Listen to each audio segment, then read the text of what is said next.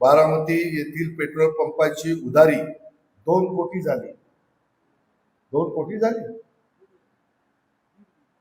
तू कशाला उधार देतो? मी तुला जेलमध्ये टाकीलं. मी तुला सांगतोय, विश्वासने सांगितलं किंवा कोणी सांगितलं तर द्यायचं नाही. विश्वासने सांगितलं किंवा कोणी चेअरमन असेल, ते काय चाललंय बावटपणा? 1.5 कोटी कुणाला दिलं डिझेल पेट्रोल? हा हा कोण 20 जण आला येडी का काय रे? म्हणजे मी वरनं पैसे आणायचे नाही, नालायकांनी असं 1.5 कोटीचं डिझेल पेट्रोल उधारीवर द्यायचं. तुमची काय बापाची आहे काय मार्केट कमिटी? माझ्याही बापाची नाही, तुझ्याही बापाची नाही.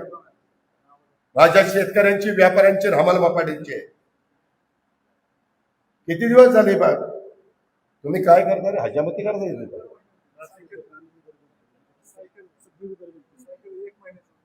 1 महिना नाही, 2 महिने नाही. मी पण पंप चालवतोय, खरेदी विक्री पंप चालवतोय. माने रवींद्र आहे का रे? तुझी उधारी आहे का?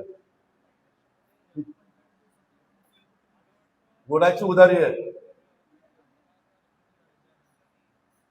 डायनामिक्सची ठीक आहे. डायनामिक्स कुठं पळून जाते? ते 1000 कोटीचा मालक आहे.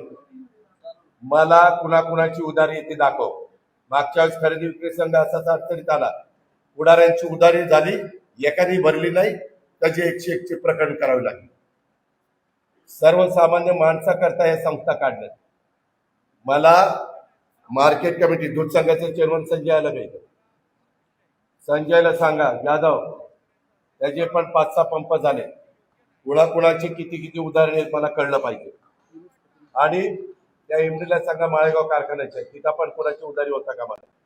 सोमेश्वरला पण सांगा, खरेदी विक्री छत्रपतीला तर चेअरमन देणारच नाही. रोकठोक महाराष्ट्राला सबस्क्राईब करा आणि बेल आयकॉनवर क्लिक करायला विसरू नका.